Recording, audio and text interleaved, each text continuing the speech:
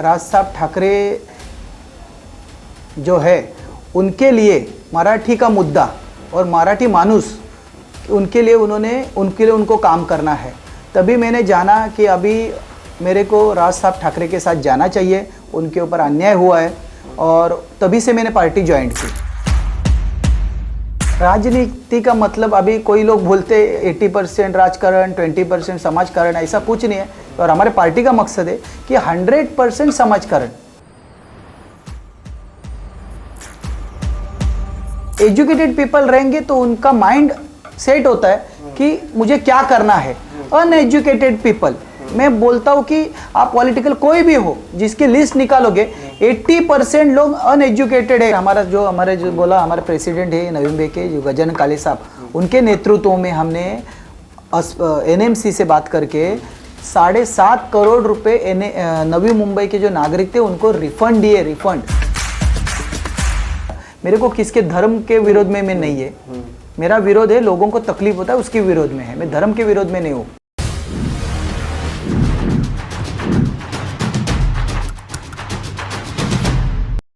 नमस्कार दोस्तों, the public news 24 के स्पेशल सेगमेंट अपना शहर अपना नगर सेवक में आप सभी का स्वागत है।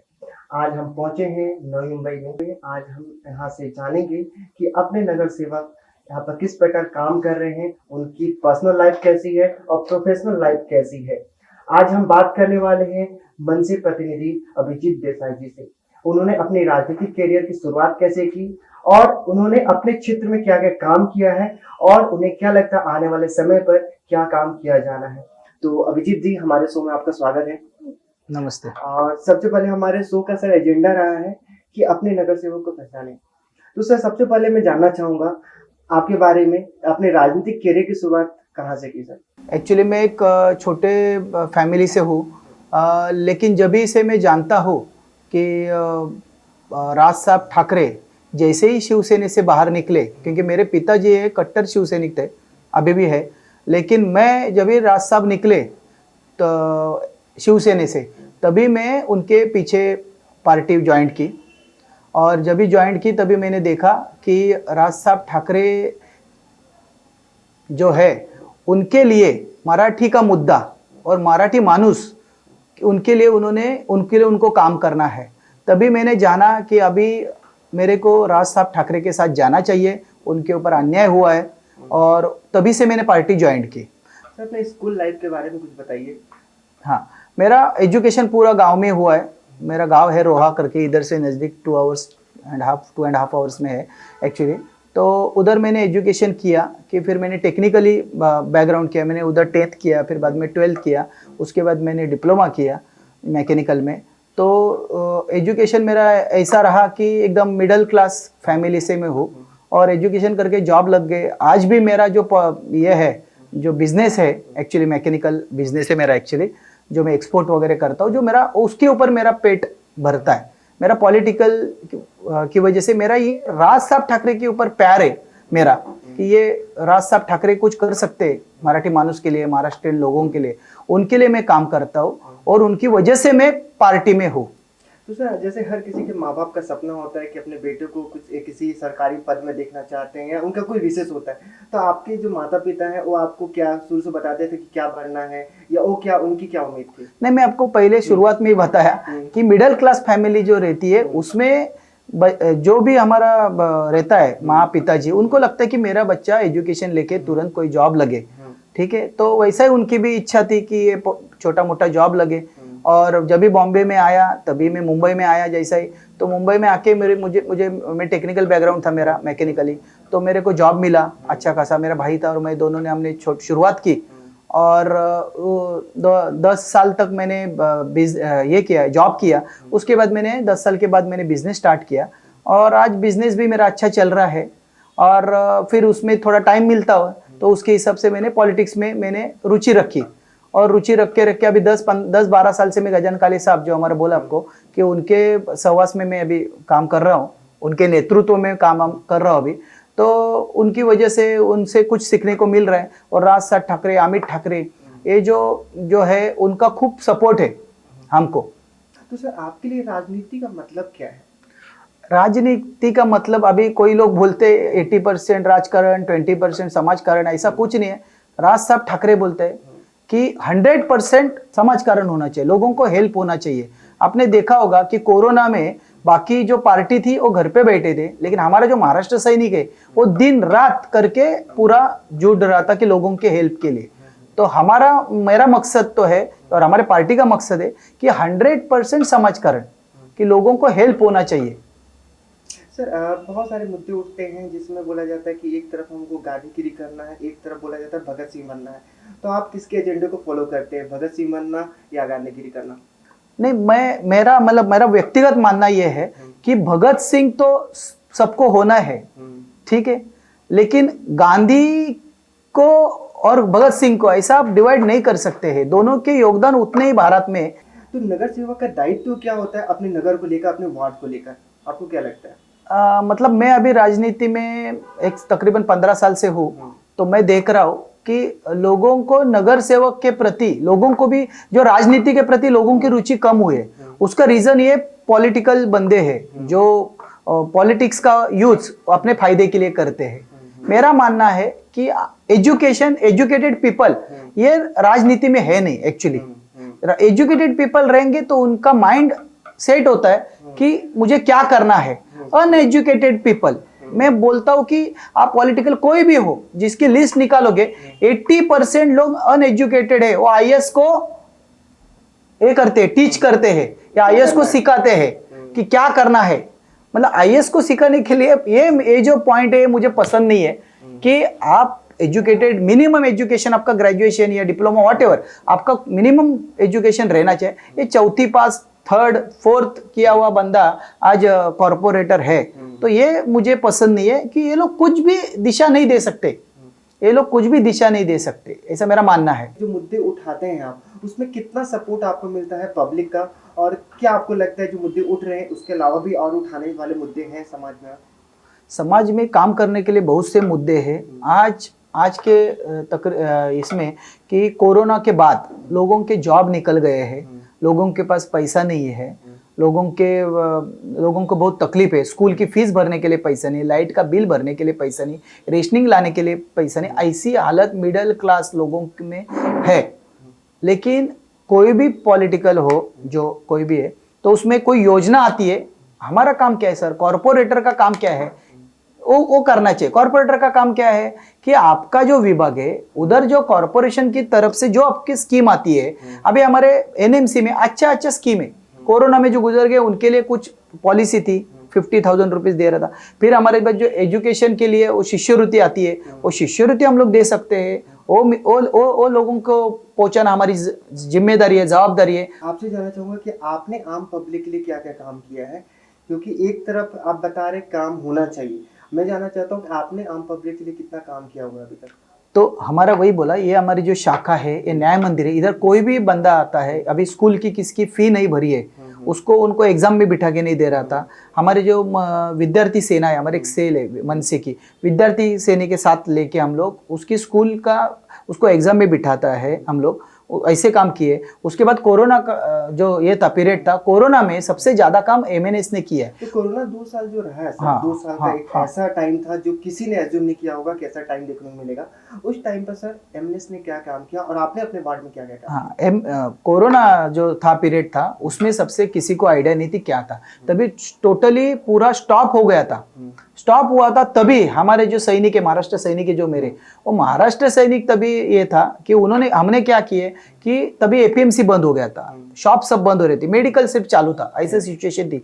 तभी हमने मंचर और जो पुणे के नजदीक में जो भी है उधर से हम लोग सब्जी मंडी से या सब शेतकरी से जो फार्मर थे उनके पास से टेम्पो भर के सब्जी लाते थे। फिर कोई मंदिर हो उधर बैठ के हम लोग उसको शॉर्टिंग करते थे। 100 रुपीज के पैकेट्स बना के हम लोग हर एक सोसाइटी के गेट में मास्क वगैरह लगा के सब करके हम लोग उधर रखते थे। फिर सोसाइटी के जो एक्टिव मेंबर थे या सेक्रेटरी थे, प्रेसिडेंट थे, उनको हम लोग बोलते थे, शाम को हम लोग उसका कलेक्शन करते, नो प्रॉफिट नो लॉस। ऐसे हमें तकरीबन 45 हमने जो व्हीकल्स थी वो हमने उधर लोगों को सर्विस दिया, उसमें फ्रूट्स भी दिए 100 रुपीज में, मतलब सस्ता और अच्छा सब्जी जो लोगों को जरूरत थी वो टाइम पे तभी तभी हमने लोगों को उसकी सेवा दी है। उसके बाद हमने जो सैनिटाइजेशन था, जो भी कोई पेशेंट निकलता था एनएमसी का बंदा नहीं पहुंच जाता था। हमारे जो लड़के लोग हैं, मेरे जो साथ में जो लड़के, मेरे शाखाध्यक्ष है, हमारे उपशाखाध्यक्ष, उनको लेके हम लोग हर एक घर में जाके हम लोग सैनिटाइजेशन करते थे। फिर किसी का अस्पताल में एडमिशन हो, एनएमसी फुल थी तभी सब जगह पे, प्राइवेट हॉस्पिटल नहीं मिल रहे थे, वेंटिलेटर नहीं मिल रहा था, आईसीयू बेड नहीं मिल रहे थे, तभी हमको जो कॉल आते थे, हमने 24 आवर्स हमने एक हेल्पलाइन चालू की थी। 24 आवर्स किसका भी कॉल आएगा हम लोग उसको अस्पताल में बेड दे रहे थे। हम लोग, हमको जितना पॉसिबिलिटी था उसका था। फिर प्राइवेट अस्पताल वालों ने तो उसका फायदा उठाया, फिर उन्होंने 3-3, 4-4 लाख के बिल किए, तो वो बिल ज्यादा थे। फिर गवर्नमेंट के गाइडलाइंस लेके हम लोग उनके ऊपर ये किया, फिर उनको कार्रवाई किया उससे। जैसे जो प्राइवेट हॉस्पिटल थे जो बिल बहुत ज्यादा ले रहे थे या आम पब्लिक को उस मजबूरी का फायदा उठा रहे थे, तो आपने कोई स्टिक एक्शन लिया? हमने एक्शन लिया सर। हमारे जो बोला, हमारे प्रेसिडेंट है नवी मुंबई के जो गजानन काले साहब, उनके नेतृत्व में हमने एनएमसी से बात करके 7.5 करोड़ रुपए नवी मुंबई के जो नागरिक थे उनको रिफंड दिए। रिफंड ऑन रिकॉर्ड है, ऑन रिकॉर्ड हमने 7.5-8 करोड़ रुपए गजानन काले साहब के नेतृत्व में रह के हमने 7.5-8 करोड़ रुपए लोगों को रिफंड दिए। गजानन काले साहब के नेतृत्व में मैंने डीपी प्लान के लिए कमिश्नर को ये लिखा, लेटर लिखा, नगर विकास को लेटर लिखा और डीपी को लेटर लिखा कि बाबा, टाउन प्लानिंग को लेटर लिखा कि ये जो प्लॉट है ये और जगह डाइवर्ट नहीं होके उसको स्पोर्ट्स कॉम्प्लेक्स के लिए रखें, और लोग इधर रेसिडेंशियल है सब और मिडिल क्लास लोग हैं, उनके लिए स्पोर्ट्स कॉम्प्लेक्स बनेगा तो बच्चे लोग को खेलने के लिए, कूदने के लिए कुछ जगह रहेगी, तो वो जगह रहेगी तो करके ये स्पोर्ट्स कॉम्प्लेक्स अभी रिजर्वेशन हुआ है उसके ऊपर। हमारी मांगे उसमें अच्छी तरह से 100 करोड़ का बजट में उसका तरतूद करके बजट में उसको अच्छा तरह से स्वर्गीय बाला साहब ठाकरे के नाम से क्रीड़ा संकुल बनाए। और ये हमारा वचन है कि हम लोग ये 2 साल में, अगले 2 साल में स्वर्गीय बाला साहब ठाकरे क्रीड़ा संकुल इधर खड़ा रहेगा। ये मेरा आपके माध्यम से लोगों को ये अपील है।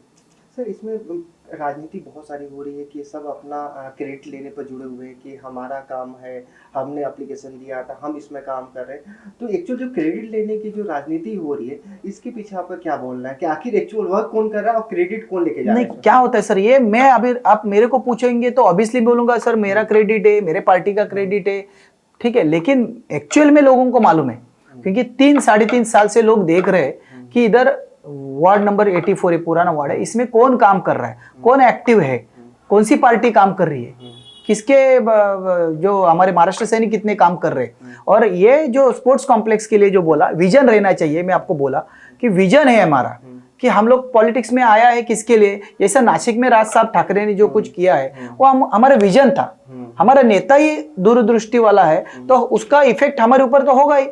तो मेरा भी मानना वही है कि जो एनएमसी ने जो किया है उसके लिए फॉलोअप जो हमने किया, टाइम टू टाइम हमने जो फॉलोअप किया, एमएलए हमारे एक राजू दादा पाटिल आए थे अलग काम के लिए, तो उन्होंने मीटिंग करवाई हमारे, तभी हमने बोला, गजानन काले साहब थे, राजू दादा पाटिल थे, उन्होंने बोला कि अच्छा जगह है, उन्होंने उधर चेक भी किया था कि अच्छा जगह है, उसमें अच्छा स्पोर्ट्स कॉम्प्लेक्स बनेगा।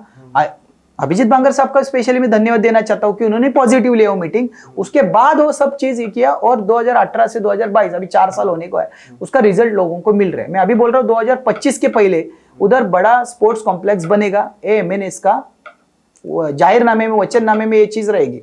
कोई भी महिला आता है, कोई भी बच्चा आता है या कोई भी आदमी आता है हमारे इधर, तो उसको हम लोग न्याय देते।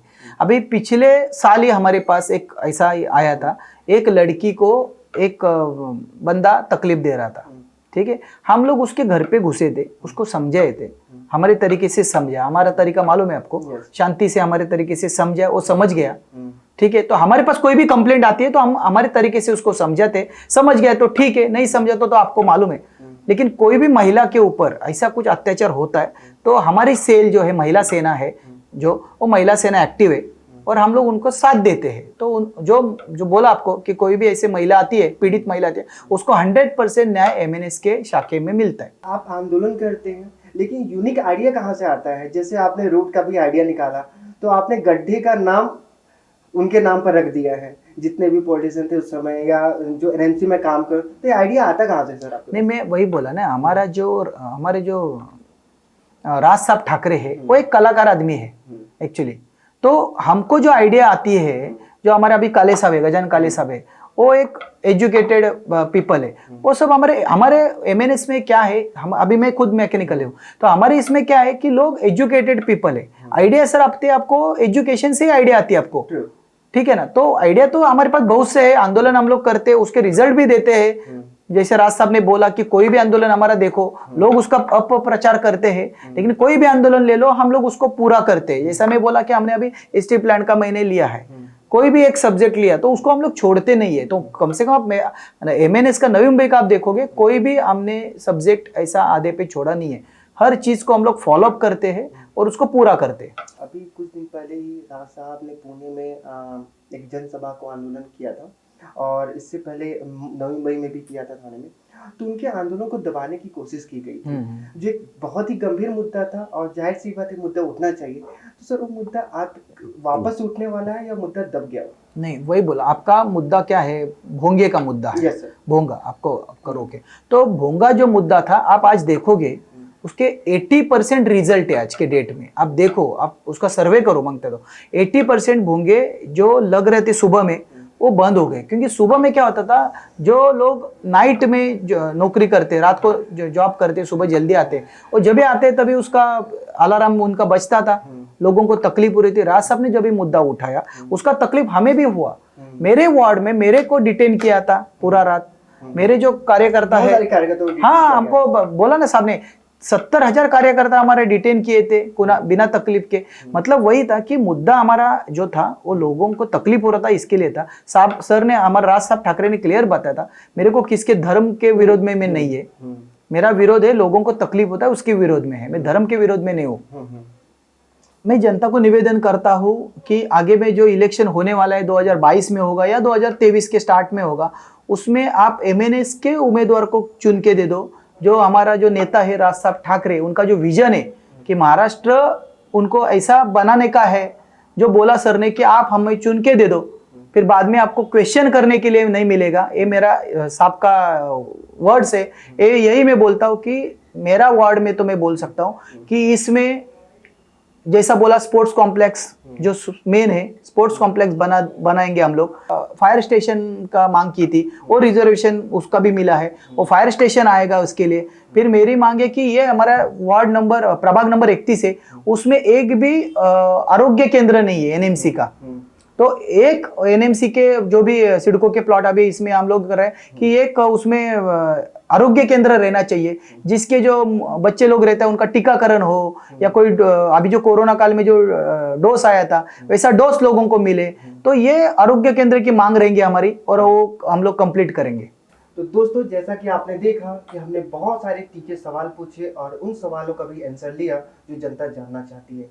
आज हमने एमएनएस के रियल फेस को देखा है कि एक्चुअल में एमएनएस क्या काम कर रही है, यहाँ पर वार्ड में क्या काम हुआ है, और ये सारा रिपोर्ट हम अपने चैनल के माध्यम से आपको दिखाते रहेंगे समय समय पर। तो इसी तरह की न्यूज़ के लिए बने रहिए द पब्लिक न्यूज़ 24 के साथ। जय हिंद, जय महाराष्ट्र।